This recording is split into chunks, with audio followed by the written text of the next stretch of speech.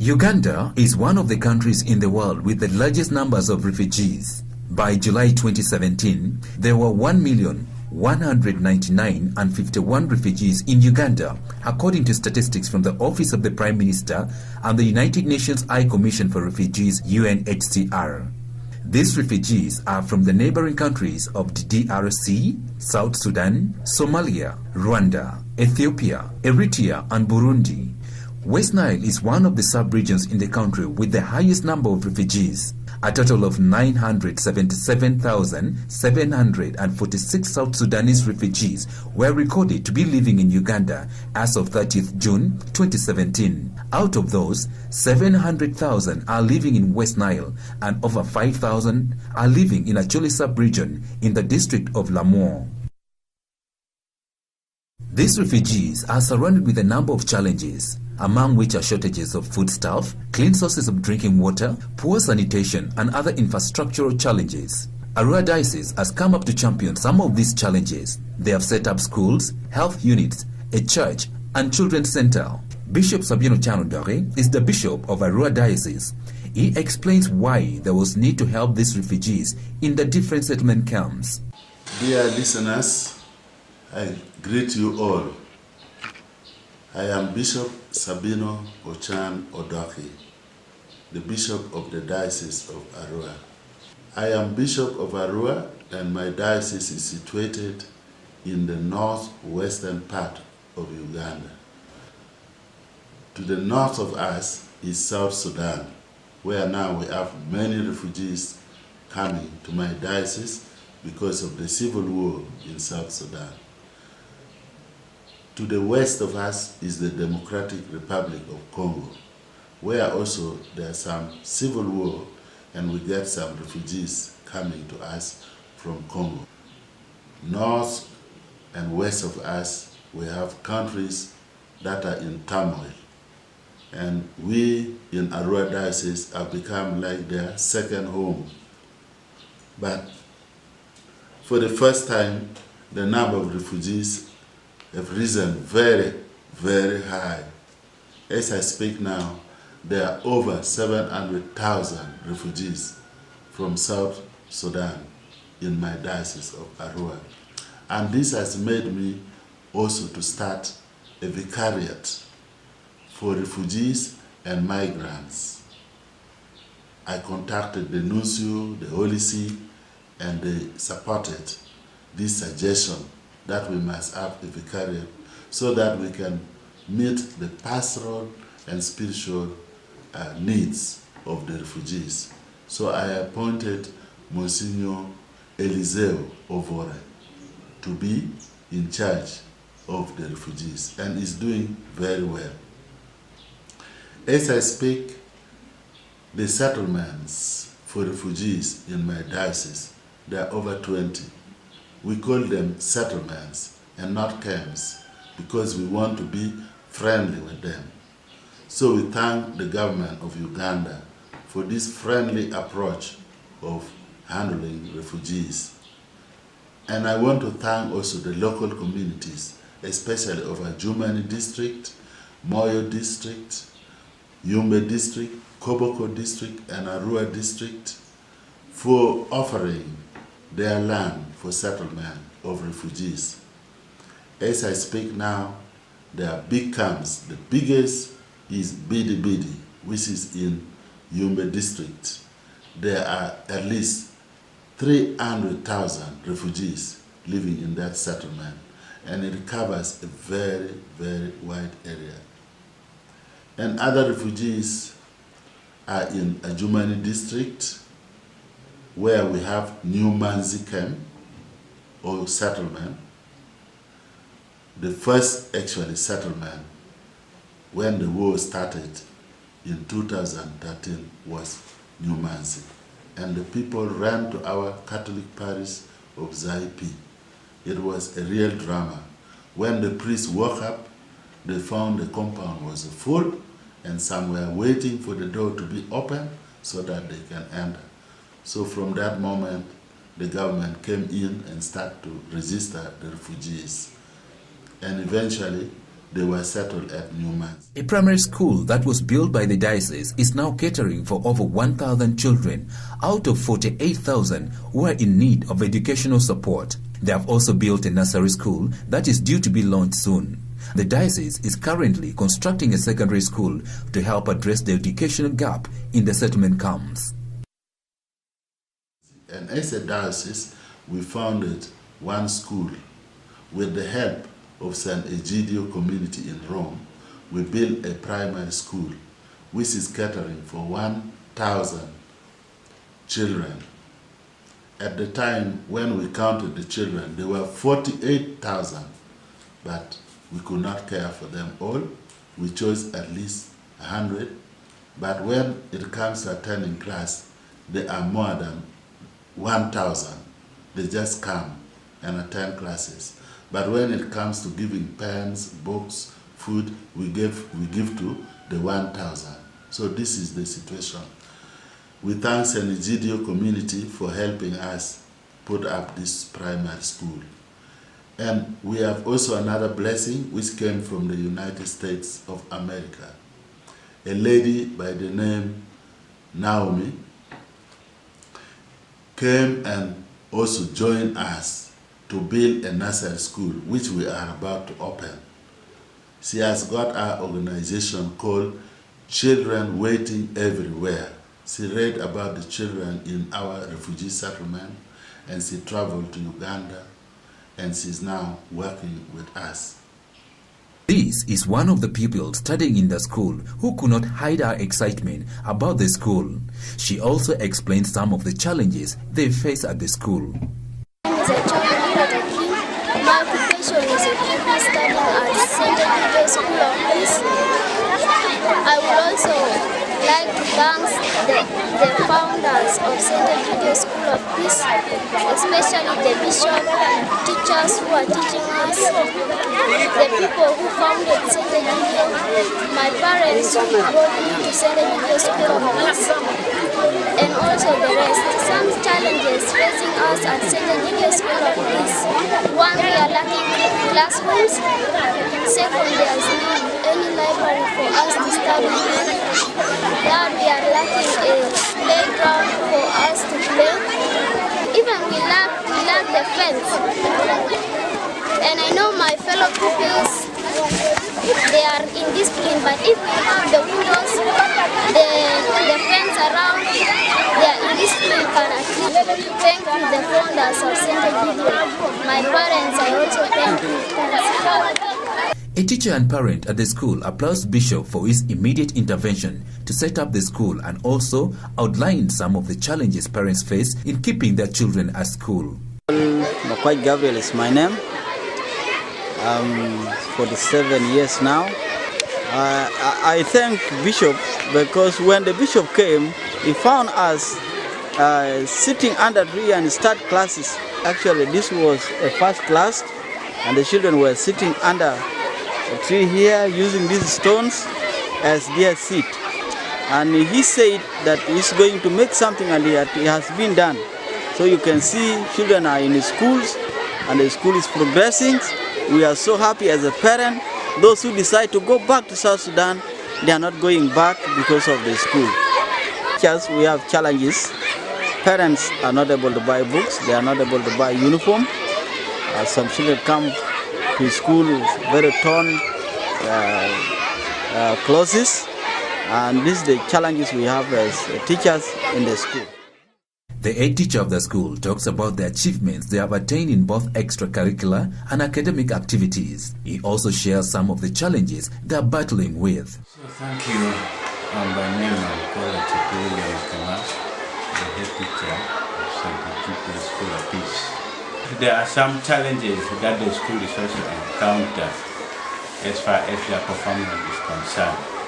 One of which is, seeing we have 933 pupils, we have only one block of latrines with 4 stanzas, where teachers, pupils are also using the same. So the school is also lacking sitting facilities for the learners, like P1s, the whole of P1. We are building a secondary school at Indriani, which will cater also for refugees. The school is partly roof. There are 2 blocks, and in each block there are 2 classrooms to cover senior 1 to 4. But 1 block is roof, the other we have failed to roof it due to lack of funds. So we cannot get the student in yet. The diocese has built a priest house and a church for spiritual healing for those refugees who come to Uganda due to the civil war which has affected their country, South Sudan. We are building also at Indriani the father's house. It has reached the ring beam, but due to lack of funds, we have not put the roof. And Indriani is a very important center for us where we want refugees to converge. Every month we gather there on the 14th of every month. We make pilgrimage and many of the refugees come and join us. We do what we can, especially helping the children and the women. In most of the camps, there are very few men, grown-up men. Some have been killed in war, some have gone back to the battle. Reverend Father Dennis, director of Holy Cross Church, explains what usually takes place in the church. I'm Reverend Father Dennis Sairanya, director of Holy Cross Pilgrim Center in Riani, Arua Diocese. This center started when the first missionaries arrived in Arua Diocese at a place called Indriani. They were welcomed by the local chiefs and settled there for 5 years, and then the flight drove them away to settle in Moyo. And all along, people have been coming to pray there. But now last, when over 100 years, we celebrated centenary of Arua Diocese at this spot. It was organized by Arua Diocese under the leadership of the Right Reverend Bishop Sabino O.Odoki, the Bishop of Arua Diocese, and it was wonderfully celebrated. People were happy that they have gone back to the place where the faith was begun 100 years ago. That was 1912. In their celebrations, the guest of honor was the Cardinal Bernardo Filoni, who came right from Rome, and even our President of Uganda, the Republic of Uganda, that is Kaguta Yoweri Museveni, was also there with the other dignitaries. It was well celebrated. And one day, Bishop told me this center should be given a name. The name should be Holy Cross Pilgrim Center. It's Holy Cross because it's the center where the cross will be and have been staying, will always be there. So after the celebrations, he declared to the community that there will be monthly celebrations of pilgrimage there. The diocese is in the process of completing construction of a health unit that will help to serve the growing population of refugees. We have also built a health center at Indriani. It is not yet complete. We have put the roof, but they are still lacking many things, plastering, putting water and many other facilities. So we are on the way. The diocese has put up a center for children who are affected by HIV and is currently housing 50 out of the over 500 children who have been identified to be living with HIV/AIDS. These children are living with the local communities due to the lack of enough support for the center. Another effort we made in this area of refugees in Ajumani district, we have put up a center for children who are affected by HIV/AIDS, affected and infected by HIV/AIDS. And we got some help from Caritas Slovak.